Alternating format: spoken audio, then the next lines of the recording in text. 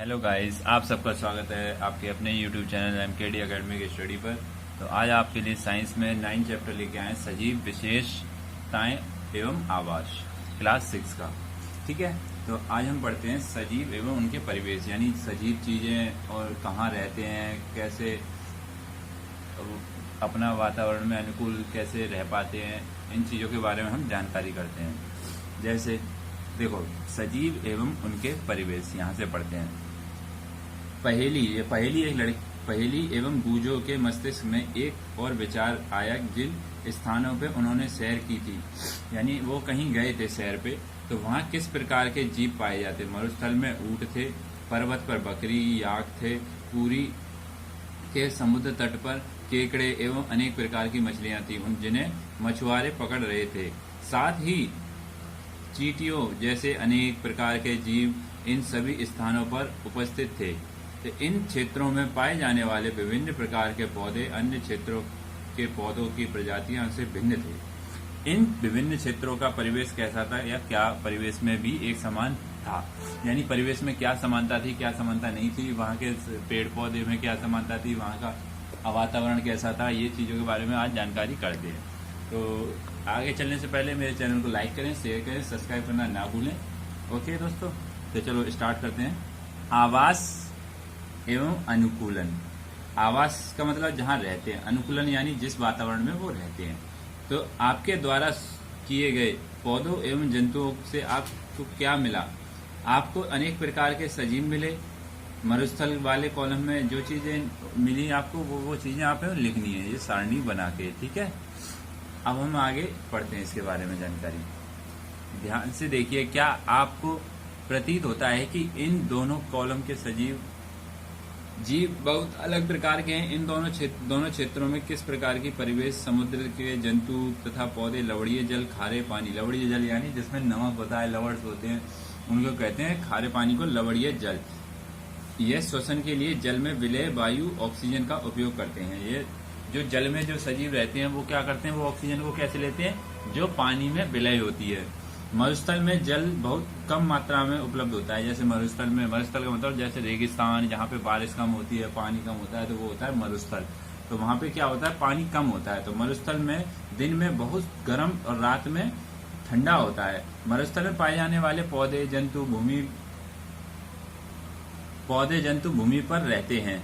श्वसन के लिए आसपास की वायु का उपयोग करते हैं। यानी वहाँ जैसे ऊंट रहते हैं रेगिस्तान में, और भी जानवर रहते हैं, सांप है, कुछ भी छिपकली है, ऐसे जानवर जो वहाँ मरुस्थल में रहते हैं। जैसे पेड़ पौधे, जिन पेड़ पौधों को पानी चाहिए, तो वो मरुस्थल में पेड़ पौधे ज्यादा गहराई तक जड़ें होती हैं, क्योंकि ज्यादा गहराई तक होने से क्या होता है, वहां से वो जल का स्रोत ले पाते हैं। ठीक है, तो ये देखो चित्र में, जैसे रेगिस्तान या मरुस्थल में ऐसे जीव जंतु और पौधे रहते हैं। ठीक है, समुद्र तथा मरुस्थल भिन्न प्रकार के परिवेश। समुद्र और मरुस्थल में क्या क्या विशेषता होती है? हम दोनों ने बिल्कुल भिन्न प्रकार के पौधे और जंतु देखते हैं। हम मरुस्थल यानी समुद्र या मरुस्थल पे दोनों भिन्न प्रकार के होते हैं। समुद्र में अलग प्रकार के पौधे होते हैं और मरुस्थल पर अलग प्रकार के। मरुस्थल में कांटे वाले पौधे होते हैं। ठीक है, तो भिन्न प्रकार के परिवेश। मरुस्थल तथा समुद्र के दो जंतु, ऊंट तथा मछली, यानी समुद्र में मछली रहती है और रेगिस्तान यानी मरुस्थल में ऊंट रहता है। ऊंट की शारीरिक संरचना उसे मरुस्थलीय परिस्थितियों में रहने योग्य बनाती है। यानी ऊंट की जो शारीरिक संरचना होती है उसकी, तो वो क्या है, मरुस्थलीय इलाकों में रहने के लिए उसे परिवेश देती है, यानी परिवेश मिलता है, यानी जो उस तरह से वो रह सकता है वहां पे मरुस्थल में। ठीक है, जैसे ऊंट के पैर लंबे होते हैं, जिससे उसका शरीर रेत की गर्मी से दूर रहता है। यानी ऊंट के पैर लंबे होते हैं तो रेत की गर्मी जो आती है वो कम आ पाती है उसके शरीर तक, तो उससे भी बचा रहता है। ठीक है, तो मूत्रोत्सर्जन की मात्रा बहुत कम होती है। यानी जो मूत्रोत्सर्जन यानी जो उस मल मूत्र वगैरह जो आता है उसे बहुत कम आता है। ठीक है, बहुत कम मात्रा में मल शुष्क होता है। उन्हें पसीना स्वेद भी नहीं आता है, क्योंकि शरीर में जल का हाश बहुत कम होता है। इसीलिए जल के बिना भी वे अनेक दिनों तक रह सकते हैं, क्योंकि उन्हें कभी पसीना नहीं आता है। तो वो क्या है, बिना जल के भी वो अनेक दिनों तक रह सकते हैं। अब जैसे मछली है, अब मछली विभिन्न प्रकार की मछलियां होती हैं, तो उनके बारे में पढ़ते हैं। तो जैसे परंतु इतने अधिक किस्म की मछलियां में क्या आपको इनकी आकृति में कुछ समानताएं दिखाई देती हैं? इन सभी प्रकार के शरीर धारा रेखीय होता है, जिसकी चर्चा हम अध्याय 8 में कर चुके हैं। उनकी यह आकृति उन्हें जल के अंदर विचरण करने की सहायता करती है। जैसे उनके पीछे जो पूंछ होती है ना, वो पूंछ हिलाते हैं तो उससे क्या है, वो आगे को और बढ़ती हैं मछलियां। तो चैप्टर नंबर 8 में देखा था हमने। उनकी यह आकृति उन्हें जल के अंदर विचरण करने की सहायता करती है। मछली का शरीर चिकने शुल्कों से ढका होता है। ये शल्क मछली को सुरक्षा को प्रदान करती है, सुरक्षा भी तो प्रदान करती ही है, साथ ही उन्हें जल में सुगम गति करने में भी सहायता करती हैं। हमने ये चीजें चैप्टर 8 में देखी थी। ठीक है, तो परिवर्तन एवं संतुलन बनाए रखती हैं। जब मौसम या जल के अंदर रहती हैं और ठंडा गर्म होता है तो वो अनुसार अपने टेम्परेचर को परिवर्तन करके बनाए रखते हैं उस तरीके से, और वो श्वसन करती हैं जल के अंदर। ठीक है, हम देखते हैं कि मछली की संरचना उसे जल में रहने में सहायता होती है, जल में रहने में सहायक होती है। ऊंट की संरचना उसे मरुस्थल में रहने के लिए सहायक होती है। यानी जो सब जीव जंतु अपनी संरचना के अनुसार ही अपने अपने वातावरण में रहते हैं। हमने पृथ्वी पर पाए जाने वाले असंख्य प्रकार के जंतुओं से केवल 2 उदाहरण लिए। हम देखते हैं कि सजीव की इन सभी किस्मों में से कुछ विशिष्ट संरचनाएं होती हैं जो उन्हें अपने परिवेश में रहने योग्य बनाती हैं, जिससे वे प्राय पाए जाते हैं। जिन विशिष्ट संरचनाओं अथवा स्वभाव की उपस्थितियां किसी पौधे अथवा जंतु को उसके परिवेश में रहने के लिए योग्य बनाती हैं, वो क्या कहलाता है? अनुकूलन। यानी उसकी जो शारीरिक संरचना है और उसका वातावरण में उसमें रहने योग्य जो उसकी संरचना होती है, उसको क्या कहते हैं हम? अनुकूलन। ठीक है, विभिन्न जंतु विभिन्न परिवेश में प्रति अलग रूप से अनुकूलित होते सकते हैं। ठीक है, तो स्थल यानी जमीन पे रहने वाले जीव जंतु पाए जाते हैं। पौधे एवं जंतुओं के आवास स्थलीय आवास कहलाते हैं। वन, घास, मैदान, मरुस्थल, तटीय एवं पर्वतीय क्षेत्र स्थलीय आवास के कुछ उदाहरण जलाशय, दलदल, झील, नदियां, समुद्र जहां पौधे जंतु, झील, नदियां, समुद्र, पौधे जंतु ये चीजें पाई जाती हैं तो जलीय आवास कहलाते हैं। कौन कौन सी चीजें पाई जाती हैं तो जलीय आवास कहलाते हैं? पौधे, दलदल वगैरह। ये विश्व के विभिन्न भागों में पाए जाने वाले वनों, घास के मैदान, मरुस्थल, तटीय, पर्वतीय भी बहुत विस्मताएं हैं। यानी जो विश्व में पाए जाते हैं घास, मरुस्थल वगैरह, ये वनों में काफी अधिक विशेषताएं भी पाई जाती हैं, अलग अलग तरीके के। कहीं ज्यादा वर्षा होती है, कभी कम होती है। उष्णकटिबंधीय वन, उष्णकटिबंधीय वन, ये ऐसे वन होते हैं। घास के मैदान भी होते हैं। ठीक है, ये हमारा अलग अलग परिवेश के होते हैं। तो किसी आवास में पाए जाने वाले सभी जीव जैसे कि पौधे एवं जंतु उसके जैव घटक हैं।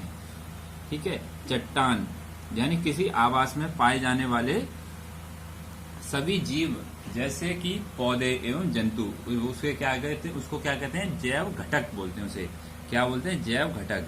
ये जरूर याद रखना, जीव, पौधे, जंतु यहाँ पाए जाते हैं उसको क्या कहते हैं हम? जैव घटक।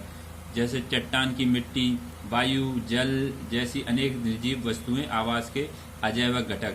यानी अजैविक घटक कौन से होते हैं? जहाँ चट्टान होती है, वायु होती है, जल होता है, ये अजैविक घटक होते हैं। Biotic and non biotic, abiotic. सूर्य का प्रकाश एवं ऊष्मा के, सूर्य का जो प्रकाश होता है और ऊष्मा होती है उसे क्या कहते हैं? अजैविक घटक कहते हैं, अजैव घटक कहते हैं। ठीक है,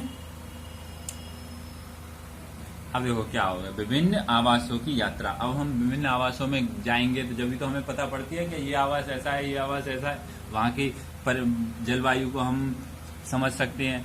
तो मरुस्थल, पहले मरुस्थल पढ़ते हैं। तो मरुस्थल के अजैव घटकों एवं ऊंट के अनुकूलित के विषय में हम जब पहले ही चर्चा कर चुके हैं। जैसे मरुस्थल में पाए जाने वाले जंतु अन्य जंतुओं एवं पौधों में क्या क्या होता है, इसी प्रकार अनुकूलित पाए जाते हैं जो चीजें। ठीक है, अब हम आगे पढ़ते हैं। देखो मरुस्थलों के स्थानों पर कैसे जीव जंतु प्रवेश अपना करते हैं। जंतु जैसे ये जंतु चूहा है, सांप है, ये बिलों में घुस जाते हैं ज्यादा से ज्यादा गहराई तक, क्योंकि वहां ठंडक रहती है। तो जितनी ज्यादा से ज्यादा गहराई तक जाएंगे उतने उनकी ठंडक मिलेगी, तो ये बिलों में घुस जाते हैं। ठीक है, यहाँ पे क्या होता है, मरुस्थल में रहने वाले चूहे एवं सांप एवं ऊंट की भांति लंबे पैर नहीं होते हैं, लेकिन दिन की तेज गर्मी की से बचने के लिए वे भूमि के अंदर गहरे बिलों में रहते हैं। ठीक है, वो गर्मी से बचने के लिए अंदर बिलों में रहते हैं। रात्रि के समय जब तापमान में कमी आती है तो जंतु बाहर निकल आते हैं। अब देखो पेड़ पौधे हमारे कैसे होते हैं, मरुस्थलीय इलाकों के मरुस्थल में उगने वाले कुछ पौधे होते हैं, जैसे कैक्टस है, नागफनी वगैरह जो होती है, ये होते हैं मरुस्थलीय। मरुस्थल में उगने वाले कुछ अन्य सामान्य पौधों को दर्शाया गया है, जिसे पौधे मरुस्थल प्रति किस प्रकार अनुकूलित रहते हैं। ये बिना पानी के भी बढ़ते रहते हैं, इनमें ग्रोथ होती रहती है। ठीक है, अब देखो पर्वतीय क्षेत्र, ये आवास क्षेत्र सामान्य बहुत ठंडे होते हैं। पर्वतीय क्षेत्र जितने होंगे वो क्या होंगे, बहुत ठंडे होंगे। इनमें तेज हवा चलती है, कुछ क्षेत्रों में शीतलता में हिमपात भी होता है, जैसे पर्वतों पे कभी कभी बर्फ भी जम जाती है, यानी बर्फ भी पड़ती है, उसे कहते हैं हिमपात। पर्वतीय क्षेत्रों में पौधे एवं जंतुओं की अनेक प्रजातियां पाई जाती हैं। ठीक है, पौधे में पर्वतीय क्षेत्रों पर अनेक जंतु और पौधों की प्रजातियां पाई जाती हैं। इस तरीके के पौधे होते हैं वहां पे, शंकु टाइप के। यदि आप पर्वतीय क्षेत्र में रहते हैं तो अथवा वहां घूमने गए थे तो आपने ऐसे अनेक वृक्ष देखे होंगे, परंतु क्या आपने ऐसे वृक्षों को अन्य क्षेत्रों में भी देखा है? ये वृक्ष आपने आवास में विद्यमान परिस्थितियों में रहने के लिए किस प्रकार अनुकूलित हैं?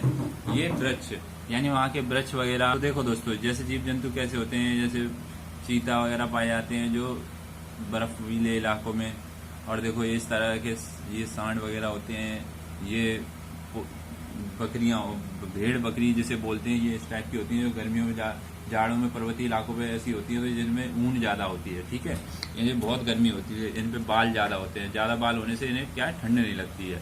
ठीक है, अब हम आगे पढ़ते हैं। तो सामान्य शंकुआकार होते हैं तथा इनकी शाखाएं तिरछी होती हैं। इनमें कुछ वृक्षों की पत्तियां सुई की तरह होती हैं, नुकीली होती हैं, आकार की होती हैं। इसमें वर्षा का जल एवं हिम सरलता से नीचे गिरने की ओर खिसकता जाता है। पर्वत एवं वृक्षों के अधिक भिन्न आकृति एवं आकार वाले वृक्ष भी मिल सकते हैं। पर्वत पर जीवित रहने के लिए इनमें कुछ अन्य प्रकार के अनुकूलित हो सकता है। पर्वतीय क्षेत्रों में पाए जाने वाले जंतु भी वहाँ की परिस्थितियों के प्रति अनुकूलित होते हैं। यहाँ की जैसे पर्वतीय इलाकों में जंतु भी पाए जाते हैं तो वो भी उसी परिस्थिति के अनुसार अनुकूलित होते हैं। उनकी मोटी त्वचा या फर ठंड से उनका बचाव करती है। उनकी मोटी त्वचा होती है, उनके बाल होते हैं ज्यादा, तो उनको क्या है, ठंड से बचाव करती है। जो पर्वतीय इलाकों पे जो ठंड होती है, उनकी शरीर के गर्म करने के लिए याक का शरीर लंबे बालों से ढका होता है। पहाड़ी तेंदुआ की शरीर पर फर होती है, यानी उनके बाल जो होते हैं, ज्यादा मोटी त्वचा भी होगी, बाल भी होंगे ज्यादा से ज्यादा, उसको क्या है, ठंड नहीं लगेगी उसी वजह से। ठीक है, तो इनको पहाड़ी तेंदुआ के शरीर पर फर होती है। यह बर्फ पर चलते समय उनके पैरों को ठंड से बचाता है, यानी ठंड लगती है तो वो उन्हें ठंड कम लगती है। ठीक है, पहाड़ों पर बकरी के मजबूत खुर उसे ढालदार चट्टानों पर दौड़ने के लिए अनुकूलित बनाते हैं। यानी जो भेड़ बकरियां होती हैं उनके खुर बहुत मजबूत होते हैं।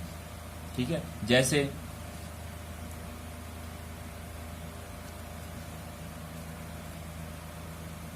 ये दोस्तों ज्यादा से ज्यादा उदाहरण आप लोग सभी पढ़ना। ये पर्वतीय वाले ये सबसे ज्यादा आपसे पूछे जाते हैं और इनके बारे में जानकारी होनी चाहिए। ठीक है, तो जैसे हम पर्वतीय क्षेत्रों पर ऊपर चढ़ते हैं तो परिवेश का स्वरूप बदलता जाता है और हमें विभिन्न ऊंचाइयों पर पाए जाने वाले जीवों के अनुकूलन में विविधता पाई जाती है। ठीक है, ये चीजें जैसे हम ज्यादा ऊंचाई पर चढ़ते जाएंगे, ठंडी भी बढ़ती जाएगी, तो वहाँ अलग अलग प्रकार के जीव जंतु मिलेंगे, हमें पेड़ पौधे भी अलग प्रकार के मिलेंगे। तो घास स्थल को हम कैसे पढ़ते हैं फिर अब? तो घास स्थल, शेर वन में अथवा घास स्थल में रहता है तथा एक ऐसा शक्तिशाली जंतु है जो हिरण जैसे जंतुओं को शिकार कर उन्हें मारकर खा जाता है। मटमैले हल्के भूरे रंग का होता है। एक शेर और हिरण का चित्र अभी हम आपको दिखाएंगे। इन दोनों जंतुओं की आंखों उनके चेहरे पर किस प्रकार स्थित होती हैं? क्या वे चेहरे के सामने अथवा पार्श्व में शेर की अगले पैर, नखर नखल यानी नाखून लंबे होते हैं जिन्हें पदांगुलियों के अंदर खींचकर छिपा सकता है। क्या शेर के यह संरचना उनके जीवन यापन के लिए में सहायता करती है? उनका मटमैला हल्का भूरा रंग शिकार के दौरान उन्हें घास के भूसे मैदान में छिपाए रखता है। यानी उनका जैसा मटमैला रंग होता है तो वैसा ही घास होती है, तो इसीलिए उन्हें छिप जाते हैं, तो उन घास में ही तो वो शिकार कर लेते हैं छिपकर। देखो ये शेर का चित्र है और घास भी ऐसी है जैसा उसका शरीर है, ठीक है। और देखो हिरण, ये हिरण है, हिरण की आंखें साइड से भी होती है, एक लेफ्ट में होती है, राइट में होती है। और शेर की आंखें दोनों सामने की ओर होती हैं। शेर की आंखें बहुत तेज होती हैं देखने के लिए, और हिरण दोनों तरफ देख सकता है क्योंकि वो उसका शिकार होता है, तो भाई उसको आंखें दोनों तरफ होनी चाहिए, तो उसको बचने के लिए आंखें दी जाती है, तो कर सकती हैं। तो हिरण की तेज गति से उसे शिकारी से दूर भागने में सहायता करता है। हिरण बहुत तेज भागता है, शेर भी भाग लेता है मगर शेर, हिरण तथा अन्य जंतुओं एवं पौधों में और भी बहुत सी विशिष्ट संरचनाएं होती हैं और जो उन्हें उनके आवास में जीवित रहने योग्य बनाती हैं, ठीक है। अब हम पढ़ते हैं समुद्र, कुछ जलीय आवास यानी समुद्र के बारे में पढ़ते हैं आज। तो समुद्र में रहने के लिए मछली के अनुकूल विषय हम में चर्चा करते हैं। दूसरे बहुत से समुद्र जंतु का शरीर भी धारा रेखीय होता है जिससे वह जल में सुगमता से चल सकते हैं। स्क्विड एकदम ऑक्टोपस, उसे कुछ जैसे कुछ समुद्री जंतुओं का शरीर आमतौर पर धारा रेखीय नहीं होता है। वे समुद्र की गहराई में तलहटी में रहते हैं तथा अपनी ओर आने वाले शिकार को पकड़ लेते हैं। यानी जो ऑक्टोपस वगैरह ये सारे चीज होते हैं ना, ये ज्यादा चल नहीं पाते हैं, ज्यादा तैर पाते हैं, ये क्या है तली में बैठ जाते हैं समुद्र के नीचे, तो वहीं पे जो शिकार आता है उसी को जब ही जपड़ लेते हैं, यानी उसको पकड़ लेते हैं, तो वहीं पे उसको खत्म कर देते हैं, ठीक है। जल में वे जल में चलते हैं तो अपने शरीर का धारा रेखीय बना लेते हैं। जल में श्वास लेने के लिए इसमें गिल क्लोम होते हैं, यानी फेफड़े होते हैं, किसमें? मछली वगैरह में, ठीक है। डॉल्फिन एवं व्हेल जैसे कुछ जंतुओं में गिल नहीं होते, डॉल्फिन और व्हेल में गिल नहीं होते। ये सिर पर स्थित नासा द्वार अथवा बात छिद्रों द्वारा श्वास लेते हैं। डॉल्फिन और व्हेल, इनके सिर पर एक छिद्र होता है, उससे ये सांस लेते हैं बाहर आके। ये जल में लंबे समय तक बिना श्वास लिए रह सकते हैं, ये व्हेल और डॉल्फिन। वे समय समय पर समुद्री सतह, ये चीज ज्यादा पूछी जाती है, आप इसको याद कर लेना कैसे ये श्वास लेते हैं, ठीक है। ठीक है दोस्तों, वे समय समय पर समुद्री सतह जल से बाहर पर आकर श्वसन छिद्रों से जल बाहर निकालते हैं एवं सांस द्वारा स्वच्छ वायु अंदर भरते हैं, ठीक है।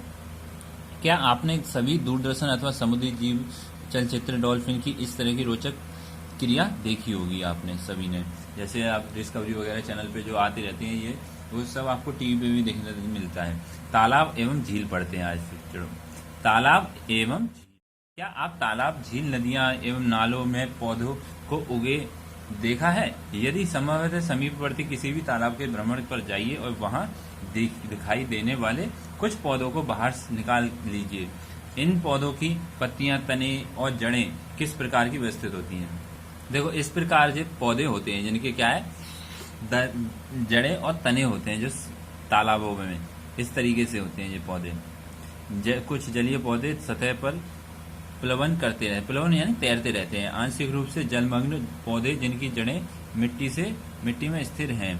कुछ पौधे पूर्वतः जलमग्न रहते हैं।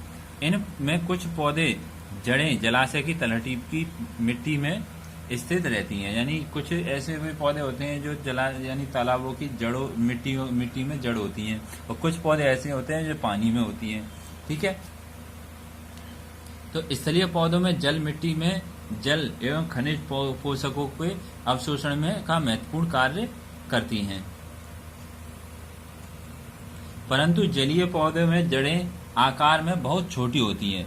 जो जल में जो जड़ें होती हैं वो छोटी होती हैं एवं इनका मुख्य कार्य पौधों को तलहटी में जमाए रखने होता है। इन पौधों में का तना लंबा, खोखला एवं हल्का होता है। तना जल की सतह से वृद्धि करता है, जबकि पत्तियां एवं फूल जल के सतह के पर प्लवन करते रहते हैं। पत्ती और फूल होते हैं वो क्या है, जल की सतह पर तैरते रहते हैं। तैरना होता है प्लवन का मतलब। कुछ जलीय पौधे जल में पूर्ण रूप से पेड़ डूबे रहते हैं। ऐसे पौधे सभी भाग जल में वृद्धि करते हैं। इनमें से कुछ पौधे पत्ती संकरीय पतली रिबन की तरह होती हैं, ठीक है, यानी गोल गोल घूमी रहती हैं उसमें। अब देखो, यह बहते जल में सरलता से मुड़ जाती हैं। कुछ अन्य जलमग्न पौधे पत्तियां बहुत सी अधिक विभाजित होती हैं, जिससे जल इनके बीच से बहता रहता है और पत्तियां को कोई क्षति भी नहीं होती है, ठीक है। इनके बीच से जल भी बहता रहता है और पत्तियों को कोई भी हानि नहीं होती है, क्षति नहीं होती, टूटती नहीं है। मेढक आमतौर पर तालाब में पाए जाने वाला एक जंतु है। मेढक क्या है, आमतौर पर तालाब में पाया जाने वाला है। यह तालाब के जल एवं स्थल दोनों पर रह सकता है। इनके पश्चात लंबे समय मौजूद होते हैं। पश्चात लंबे एवं मजबूत होते हैं, जो उन्हें छलांग लगाने में, शिकार पकड़ने में सहायक करते हैं। इनके पश्चात जलायुक्त पदांगुलियां होती हैं, जो उन्हें तैरने में सहायता करती हैं। इनके पैर जो है लंबे भी होते हैं, जिन्हें कूदने में भी सहायता मिलती है पीछे के, और इन्हें तैरने में भी सहायता मिलती है उन पैरों से। हमने केवल कुछ जंतुओं एवं पौधों की चर्चा की है, जबकि विभिन्न आवास में रहने वाले जीव की संख्या बहुत अधिक है।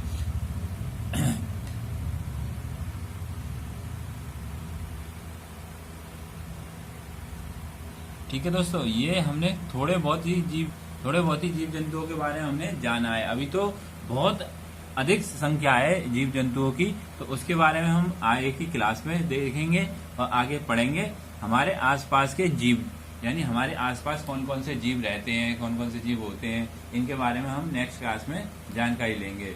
तो जाने से पहले मेरे चैनल को लाइक करें, शेयर करें, सब्सक्राइब करना ना भूलें और ज्यादा से ज्यादा दोस्तों तक शेयर करें। ओके दोस्तों, बाय।